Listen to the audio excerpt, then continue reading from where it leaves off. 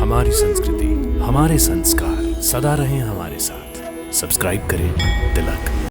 हे मल्ल शिरोमणि, हम मानते हैं कि मल्ल युद्ध की चुनौती मिलने पर एक वीर को अपनी ताल ठोक कर अखाड़े में आ जाना चाहिए, परंतु मल्ल युद्ध के भी कुछ नियम होते हैं। पहला तो यही है कि मल्ल युद्ध हमेशा दो बराबर वालों में होता है। हमारी और आपकी बराबरी कैसे हो सकती है? हम एक छोटे से बालक हैं और आप मल्ल युद्ध विशारद हैं। आपकी विशाल काय के सामने तो हमारा शरीर एक चौथाई भी नहीं है। इसलिए आपकी और हमारी इस प्रतियोगिता को यहां पर बैठा कोई भी उचित नहीं कहेगा। ये कदाचित अन्याय नहीं है। वीरता की कोई आयु नहीं होती। सांप यदि छोटा हो तो उसका विष कम जहरीला नहीं हो जाता। एक छोटी सी अग्निशिखा सारे वन को जला डालती है।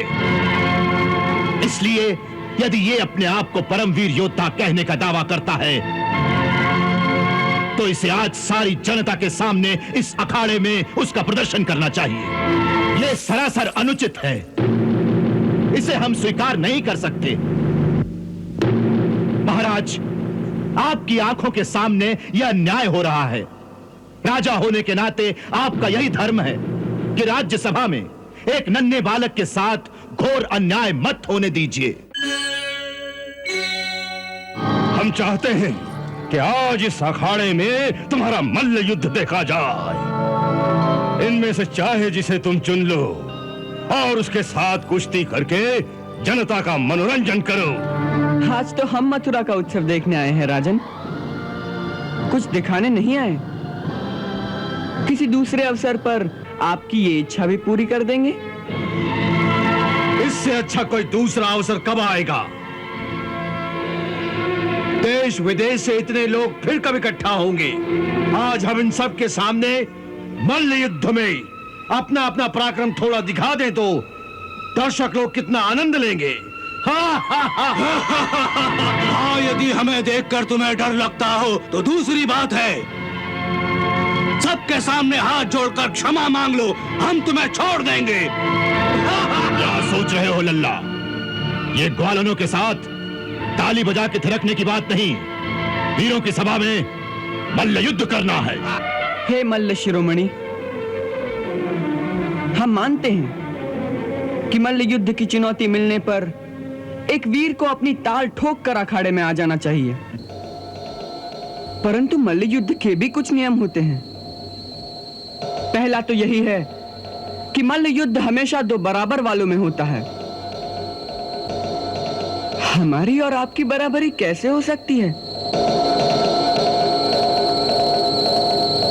हम एक छोटे से बालक हैं और आप मल्ल युद्ध विशारद हैं। आपकी विशाल काय के सामने तो हमारा शरीर एक चौथाई भी नहीं है। इसलिए आपकी और हमारी इस प्रतियोगिता को यहां पर बैठा कोई भी उचित नहीं कहेगा। कृष्ण ठीक कहते हैं, यह लड़ाई उचित नहीं। एक छोटे बालक के साथ ऐसे महामल्ल की कुश्ती नियम विरुद्ध है। यह अन्याय है। यह अन्याय है। अन्याय है। अन्याय है। अन्याय है। यह अन्याय है। यह अन्याय है। यह अन्याय है। यह अन्याय है। यह अन्याय है। नहीं, ये कदाचित अन्याय नहीं है। वीरता की कोई आयु नहीं होती। सांप यदि छोटा हो तो उसका विष कम जहरीला नहीं हो जाता। एक छोटी सी अग्निशिखा सारे वन को जला डालती है। इसलिए यदि ये अपने आप को परमवीर योद्धा कहने का दावा करता है तो इसे आज सारी जनता के सामने इस अखाड़े में उसका प्रदर्शन करना चाहिए। यह सरासर अनुचित है। इसे हम स्वीकार नहीं कर सकते। महाराज, आपकी आंखों के सामने यह अन्याय हो रहा है। राजा होने के नाते आपका यही धर्म है कि राज्यसभा में एक नन्हे बालक के साथ घोर अन्याय मत होने दीजिए। नहीं अक्रूर, हम तुमसे सहमत नहीं हैं। जो हो रहा है वो युक्ति संगत है, अन्याय नहीं है। क्योंकि जिसके बारे में यह कहा जाता है कि जिसने बकासुर और अधासुर जैसे परम शक्तिशाली दैत्यों को अकेले ही मार दिया हो, जिसने गोवर्धन जैसे पर्वत को अपनी एक उंगली पर उठा लिया हो, उसे छोटा बालक कहना यानी उसकी वीरता का अपमान करना है। और हम एक वीर का अपमान करना नहीं चाहते। राजा होने के नाते प्रजा के प्रति हमारा कुछ कर्तव्य बनता है कि जिसे हम वीरता की पदवी प्रदान करने जा रहे हैं, प्रजा उसकी वीरता अपनी आंखों से देख ले, ताकि कल कोई ये ना कह सके कि राजा ने अपने किसी सगे रिश्तेदार को सर्वोच्च पदवी प्रदान की। यहां बैठे हुए बाकी वीरों पर अन्याय किया है, और वैसे भी जिसने दैत्यों को मार डाला हो, उसके लिए इन मानवों से लड़ने में क्या डर हो सकता है। इसलिए आप निश्चिंत होकर बैठे रहिए। महाराज कंस, हम निश्चिंत नहीं बैठ सकते, क्योंकि हम देख रहे हैं आपकी समस्त युक्तियों के पीछे कृष्ण की हत्या का षड्यंत्र काम कर रहा है। महाराज कंस, यह अन्याय ही नहीं अत्याचार भी है, और मैं और मेरे यादव वीर अपने जीते जी यह अत्याचार होने नहीं देंगे। हाँ।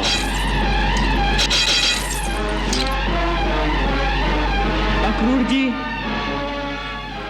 आप लोग अपनी अपनी तलवारें वापस म्यान में डाल दीजिए। इनकी आवश्यकता नहीं है।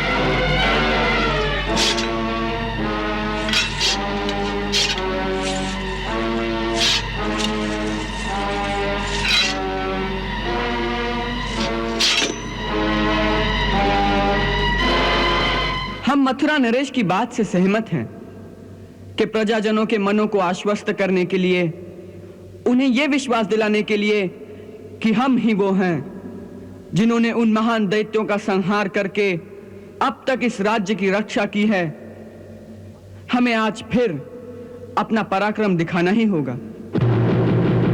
हम तो अब तक केवल महाराज को एक अवसर दे रहे थे कि वो न्याय का साथ देकर अपने राजा होने के कर्तव्य को पूरा करें, परंतु यदि उनकी ऐसी ही इच्छा है तो इसे राजा की आज्ञा मानकर हम सब के सामने अपने कर्तव्य को अवश्य पूरा करेंगे।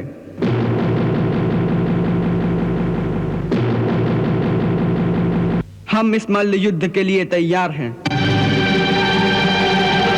आप में से जो चाहे हमसे युद्ध करने आ जाए।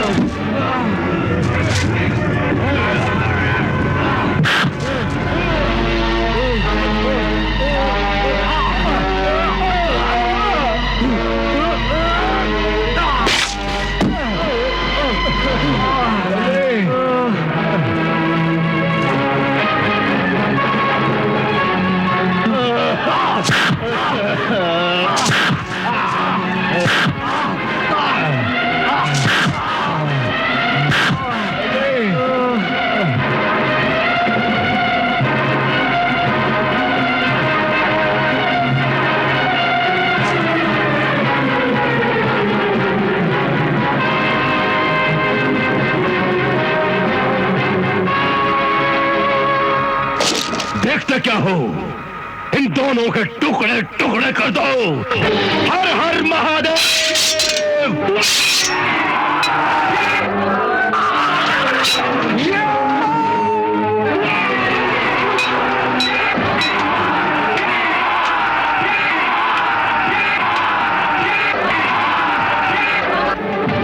अच्छा हुआ तू स्वयं मेरे सामने आ गया।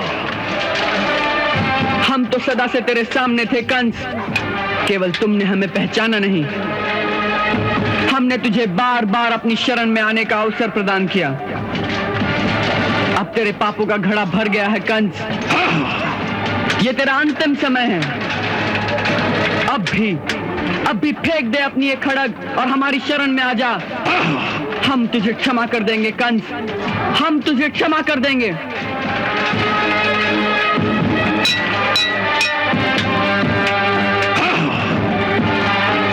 कंस को झुकने के लिए कह रहा है? इस महाबली कंस को? मूर्ख बालक, कंस मर सकता है, झुक नहीं सकता।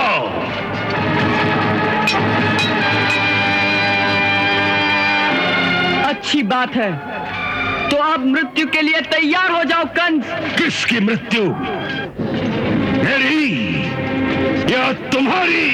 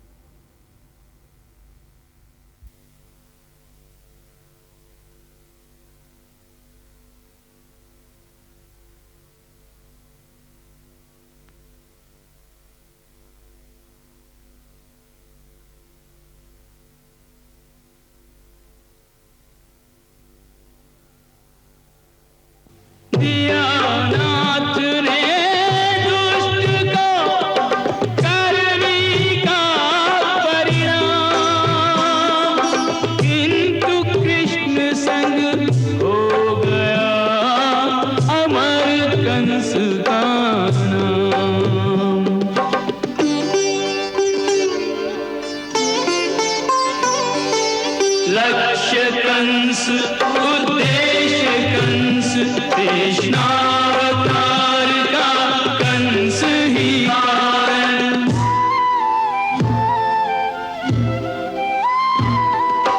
कंस कुमार के प्रभु वर ने किया भूदेवी का कष्ट निवारण।